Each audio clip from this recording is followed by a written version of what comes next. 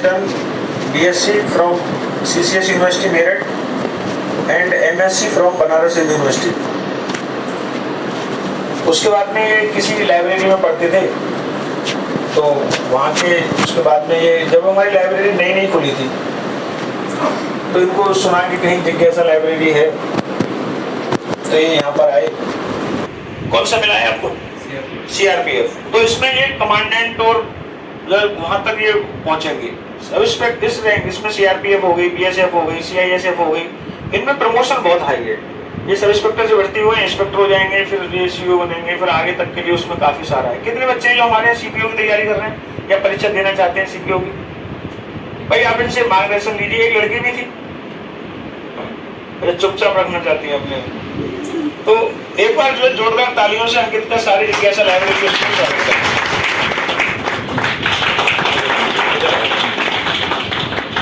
Processor.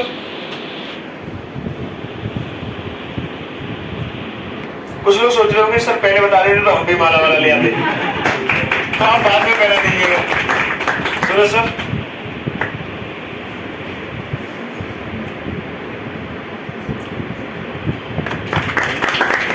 ये 5 मालाएं, इसलिए हमने 5 मालाएं इन्हें पहनाएंगे। एक बार कुछ लोग कह रहे थे सर आपने पहले बता देते तो हम लंच नहीं लाते। मैंने कहा यार अभी वो अटेंडम नहीं आया है तो हमें नहीं पता था कि क्या व्यवस्था है, तो थोड़ा मिष्ठान का भी है और जो भी ये लाए हैं उसे प्रेम पूर्वक खाएं और खाते समय ये सोचे कि हम भी जो है ऐसा मौका आएगा तो हमें भी यहाँ पर ऑनर किया जाएगा और हम भी जो है लाइब्रेरी के बच्चों को जो है सबको मिठाई खिलाएंगे और एक सिलेक्शन लेके ही जाएंगे। तो मैं अब अंकित से पूछना चाहता हूँ कि ये जो आपने सिलेक्शन लिया है इसके पीछे क्या आपके मोटिवेशन, इसे रहने दो, इसके पीछे क्या आपका मोटिवेशन था, ये प्रेरणा कैसे मिली, क्या क्या आपने इस स्ट्रगल को किया, किस तरीके से जो इस जर्नी में आपने क्या क्या चैलेंजेस रहे, कैसे करके आपने आपको स्टेबल रखा पढ़ाई पे, तो ये सारा बात सब बच्चों को आप बताएं। मेरा नाम अंकित कुमार और जैसा एजुकेशन तो सर ने बता ही दी है और गांव मेरा खुर्जा के पास है। होते हैं तो सबके ऊपर एक प्रेशर तो रहता ही है कि गांव से जो एक बार निकल गया उसे वापस जाने का एक ही ऑप्शन है कि या तो सेलेक्ट होके जाओ या फिर मत ही जाओ। तो पापा मम्मी गांव में ही रहते हैं, 2 भाई हैं वो जॉब करते हैं, यूपी पुलिस में ही हैं, तो सबसे छोटा मैं ही था। तो सबका एक प्रेशर भी कि तेरा क्या होगा, तेरा क्या होगा। एजुकेशन भी कंप्लीट हो गई थी, मास्टर्स हो गई और क्या ही करोगे उसके बाद। तो फिर स्टेट से थी मेरी, तो 2020 में मास्टर्स खत्म हुई थी। तो उसके बाद एक स्टैटिकल सर्विस होती है, इंडियन स्टैटिकल सर्विस करके। तो पहले तो उसका यूनिवर्सिटी का एक अलग ही जोश होता है कि वहाँ से निकल के आते हो तो तुम थोड़े आसमान में रहते हो। तो 1 साल उसकी प्रिपरेशन की, फिर कोरोना आ गया था तो मेरा उसमें शायद 22 मार्क्स कम थे, नहीं हो पाया था उसमें। फिर उसके बाद घर वालों का उसमें वैकेंसी क्या है कि 20 to 30 के बीच में निकलती हैं। तो फिर घर वालों का वही प्रेशर कि इस अगली बारी नहीं हुआ तो क्या करेगा। फिर सोचा कि चल पहले कुछ और कर लें, बाद में देखा जाएगा। तो फिर बोल दिया उन्होंने कि ठीक है जाओ करो तैयारी। अब दिल्ली जाने का सिस्टम यही है कि वहाँ एक तो कॉस्टली भी है बहुत, अब ऑनलाइन तो सब कुछ है ही, आजकल टेस्ट सीरीज है, क्लासेस वगैरह हैं। अब मुखर्जी नगर का मतलब है कि 15,000 रुपये पर मंथ आपको मिनिमम चाहिए। तो और मैं थोड़ा मतलब कंजूस टाइप का कह सकते हो कि मुझे पैसे एक्स्ट्रा खर्च करने में दिक्कत होती है। तो फिर सोचा यहाँ भैया रहते थे उनके पास, फिर रहना स्टार्ट किया। मतलब ये था कि जल्दी से एक जॉब लेनी है, फिर से अपनी तैयारी कंटिन्यू करनी है। तो बैंक में पहली बारी में तो हुआ ही नहीं, पता ही नहीं चलता था 40 मिनट कब निकल गई एग्ज़ाम की। उसके बाद फिर SSC की वैकेंसी आई है, CPU वाली हाइट वाइट की, तो सोचा ये भी भर दो।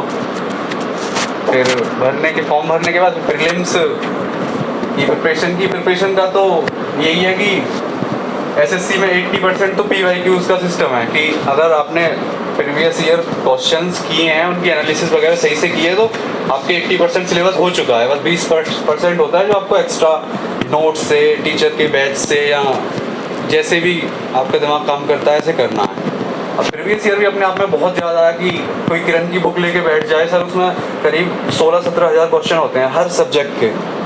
अब आजकल तो CPU दोगे तो 4 सब्जेक्ट तो हैं ही मिनिमम, उसके बाद उनके क्वेश्चन करोगे तो बहुत लेंथी टाइम है। तो उसमें से भी तुमको बहुत सेलेक्टिव, मतलब सिर्फ हमारा मतलब होना चाहिए कि मॉक टेस्ट में हमारे कैसे नंबर बढ़े, चाहे वो तुमको कोई चीज़ रटनी पड़ रही है, थोड़ी बहुत तो रटनी पड़ती है हर चीज़, तो रटो, बे टेंशन रटो। और कोई है चीज़, और मेरे को नहीं लगता मैंने कभी कोर्स परचेज नहीं किया, उसका एक थोड़ा रीज़न वो भी है कि वैसे वाला, और वैसे भी मेरे को लगता था कि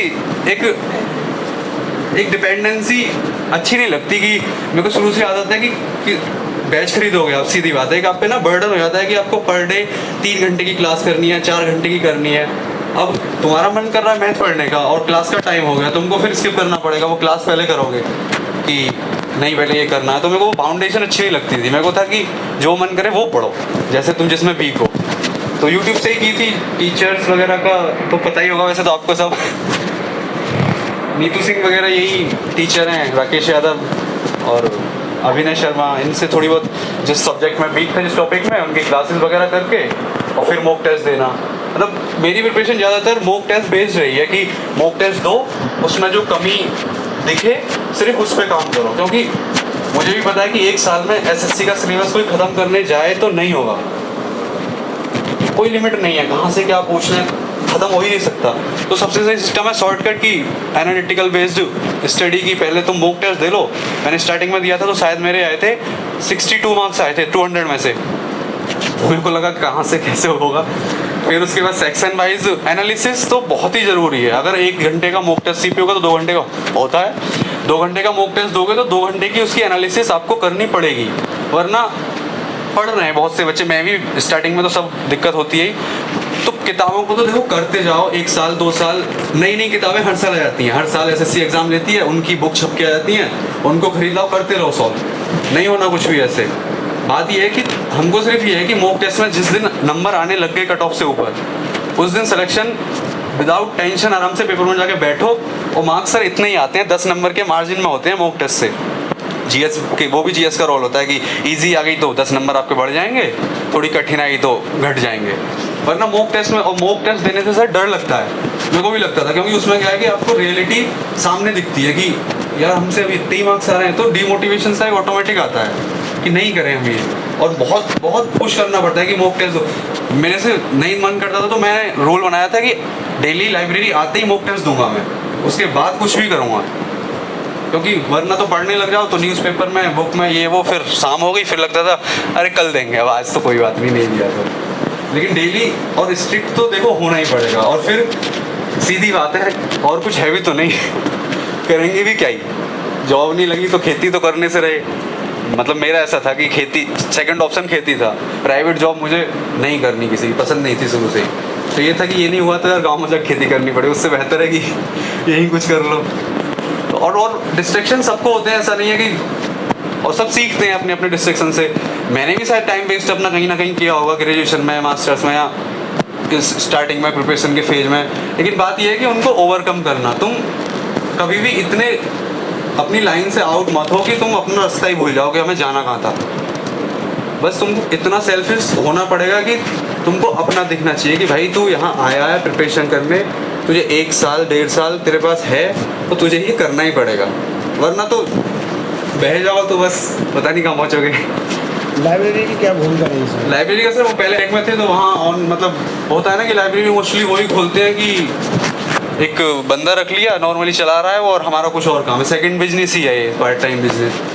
तो वहाँ पढ़ते थे हम, तो वहाँ ऐसे ही डिस्ट्रैक्शन थोड़ा होने लगा, फिर पानी वगैरह की बहुत दिक्कत आ गई थी, फिर हमने कहा छोड़ दो इसे। फिर उसके बाद बताया था किसी ने कि यहाँ पे एक लाइब्रेरी है जिज्ञासा, तो फिर हम यहाँ पे आए, सर से बात की तो लगा कि मतलब हाँ कोई तो है जो एक तरह से गार्डियन टाइप में, कि गार्जियन आपका है यहाँ पे, और ये रहता है यहाँ, जो भी पढ़ के अगर जाएगा तो उसे ये फील रहेगा हमेशा, क्योंकि एकेडमिक ख़त्म होने के बाद हमारे ऊपर से पूरा कंट्रोल हट जाता है कि कोई नहीं है, आप जो मर्जी करो, जो मर्जी पढ़ो। तो यहाँ लगता था कि सर मिलते भी थे डेली, पूजा करने आना इनका 1-2 बारी, पीछे से कुछ भी देख लेना क्या कर रहे हो, या पूछ लेना क्या हाल है, ये वो।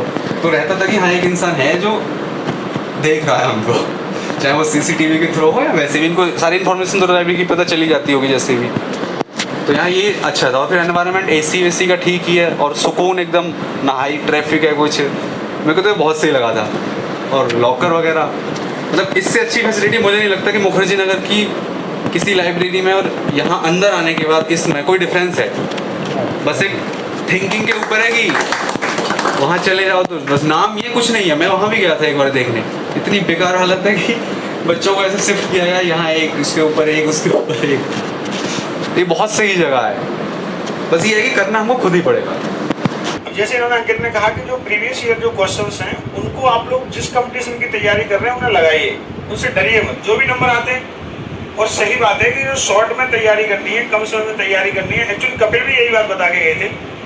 कपिल वाली जब क्लास हुई थी, जब उसने सीजीएल निकाला है, तो उसने भी यही बात कही थी कि सिलेबस इतना है कि आप पूरे सिलेबस को नहीं पढ़ सकते। उसके लिए तरीका केवल ये है कि आप जो पिछले साल के क्वेश्चन जब करते हैं तो आपको पता होता है कि इस टाइप पेपर आएगा, तो उतने ही कंसेप्ट को आप डिटेल में पढ़ें। मैं खुद फिजिक्स पढ़ाता हूँ 11th-12th में, तो नीट में जो क्वेश्चंस जो आते हैं वो पूरे चैप्टर से नहीं आते हैं। वो आपको पता होता है कि इस कंसेप्ट से क्वेश्चन उठेगा। जब आप प्रीवियस ईयर क्वेश्चन करते हैं तो उसी की प्रैक्टिस आप ज़्यादा कीजिएगा, तो सफलता निश्चित मिलेगी।